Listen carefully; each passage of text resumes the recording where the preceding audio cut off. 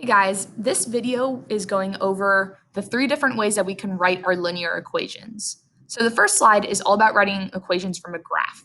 So you will see that we have our equation y equals mx plus b, and you always have to find two things in order to write your equation.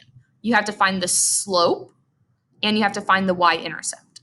So remember, the slope we call m, it's always the number in front of the x, and the y-intercept we call b, and that's always the number at the end of your equation.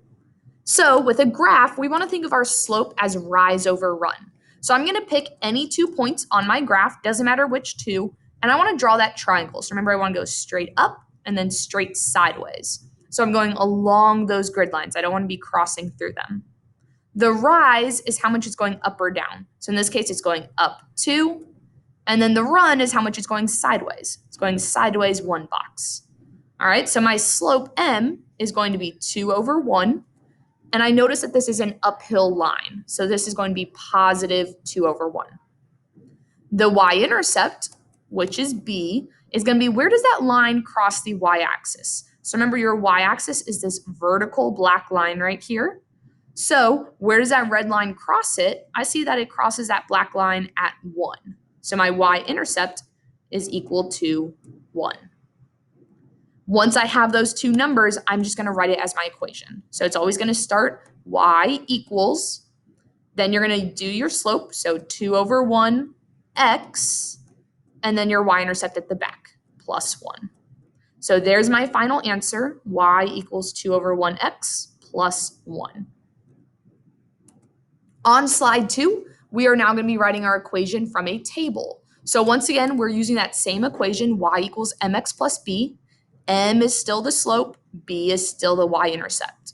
So when we're trying to find slope with a table, it is still rise over run, but an easier way to thinking about this is saying change in y divided by change in x. So if I look at my table here, I'm going to look at every step or every row. So from 3 to 0, I notice that it's going down by 3, so minus 3. 0 to negative 3, it's doing the same thing, minus 3. From negative 3 to negative 6, it's going down by 3. So it's going to stay the same every step. So every row in that table is going down by 3. I'm going to do the same thing with my x column. From negative 2 to negative 1, that's going up by 1. From negative 1 to 0, that's going up by 1. And from 0 to 1, it's adding 1. So notice that it stays the same. So to do my slope, it's just going to be whatever you got for the y, how much that's changing, so negative 3, divided by however much x is changing, in this case, positive 1. So my slope is going to be negative 3 over 1. The y-intercept, we're just going to look at where x is 0. In this case, x is 0 in this row right here. Okay, it's not always going to be the top row. In this case, I'm looking at that third row. Here's my 0 in the x column. The y-intercept is whatever number is next to it. So in this case, negative 3 is my y-intercept. So my equation, once again, I'm going to start it with y equals, then I'm going to put my slope in there, so negative 3 over 1x. Then I'm going to put my y-intercept in there, plus negative 3, or you can just say minus 3. There's my equation, there's my answer.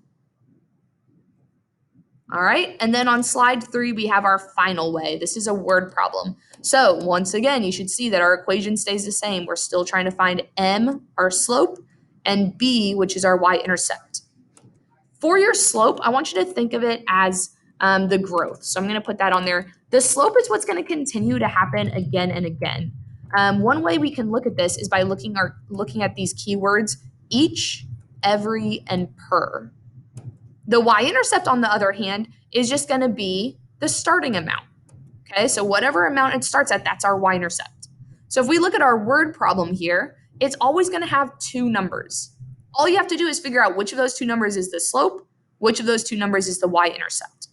So Emily wants to buy a new bike. She has $50 in her piggy bank already. That's how much she's starting with, right? She already has $50. So that 50 is the y-intercept b. Okay, if we continue reading, it says she is planning to save $15 every week. All right, that 15 must be my slope M. Notice that that's the growth, right? Every week it's going to add up 15 plus 15 plus 15. I also see that keyword every. Once I determine which is the slope, which is the y-intercept, I just have to write it in my equation. So y equals 15x, because 15 is my slope, plus 50. There's my final answer. There's my equation for that word problem.